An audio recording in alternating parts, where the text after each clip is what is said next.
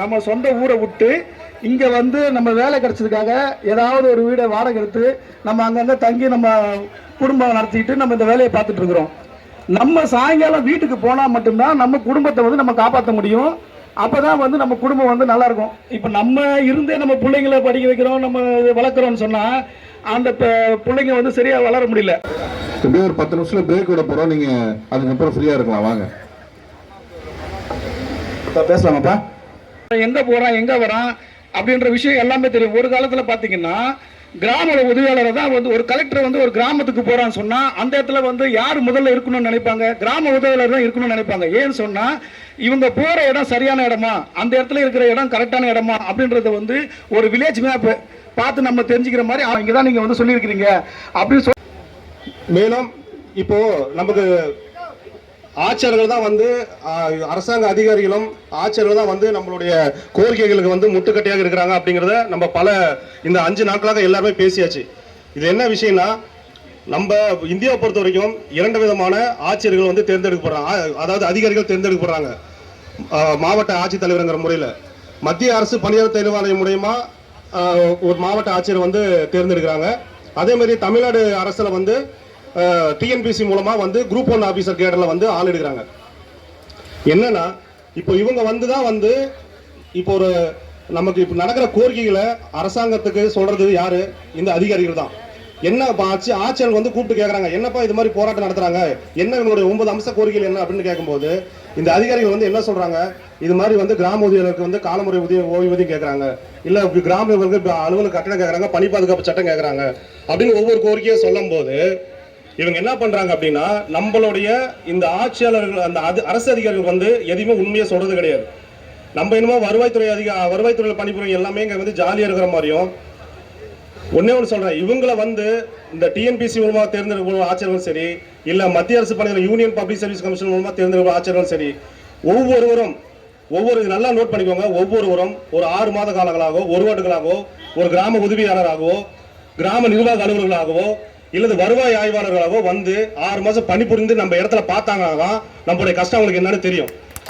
அப்படி இதை வந்து நம்ம கோரிக்கையில கண்டிப்பா வைக்கணும். இதை ஏன்னு கேக்குறீங்கன்னா அந்த கஷ்டம் வந்து அவங்களுக்கு தெரிய மாட்டேங்குது.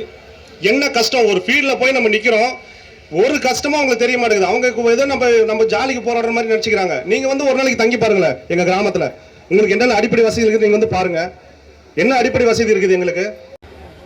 மேலும் இப்போ நமக்கு ஆட்சியர்கள் தான் வந்து அரசாங்க அதிகாரிகளும் ஆட்சியர்கள் தான் வந்து நம்மளுடைய கோரிக்கைகளுக்கு வந்து முட்டுக்கட்டையாக இருக்கிறாங்க அப்படிங்கிறத நம்ம இந்த 5 நாட்களாக எல்லாருமே பேசியாச்சு.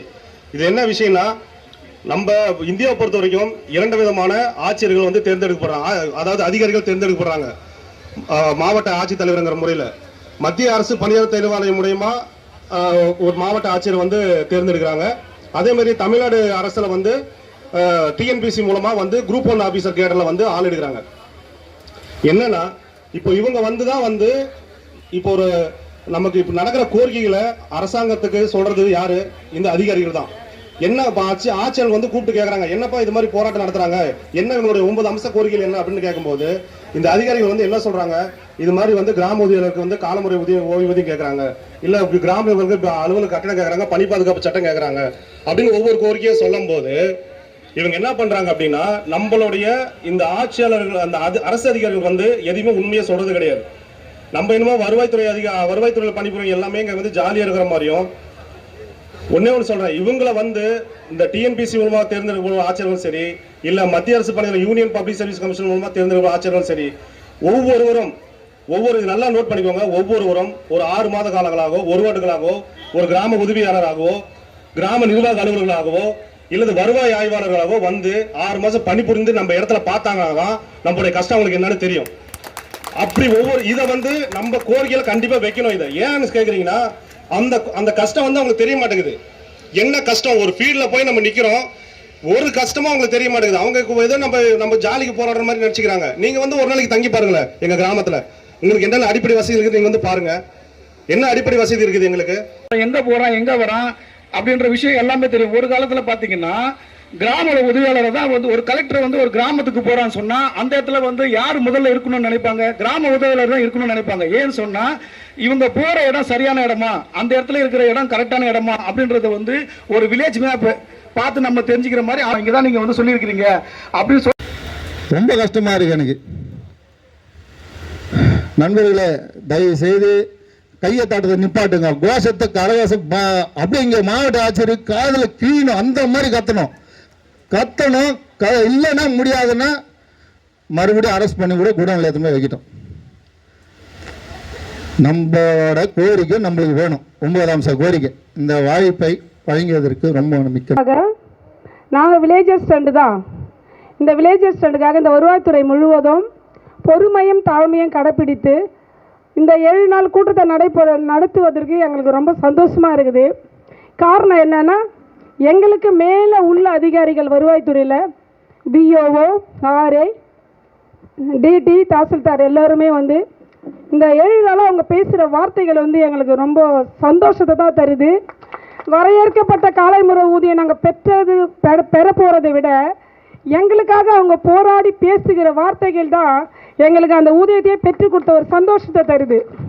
ஏன்னா நானும் கிராம உதவியாளர் ஒற்றுமை, கிராம நிர்வாக அலுவலர் ஒற்றுமை, நில அலுவலர் ஒற்றுமை, புல உதவியாளர் ஒற்றுமை, ஆசிரியர் ஒற்றுமை, பொதுமக்கள் ஒற்றுமை, தொழிற்சங்கங்களின் ஒற்றுமை, தொழிலாளர் ஒற்றுமை, பாட்டாளி மக்கள் ஒற்றுமை, உழைக்கும் வர்க்க ஒற்றுமை, தோழமை சங்கங்களின் ஒற்றுமை, தொழிற்சங்கங்களின் ஒற்றுமை, தொழிலாளர் ஒற்றுமை.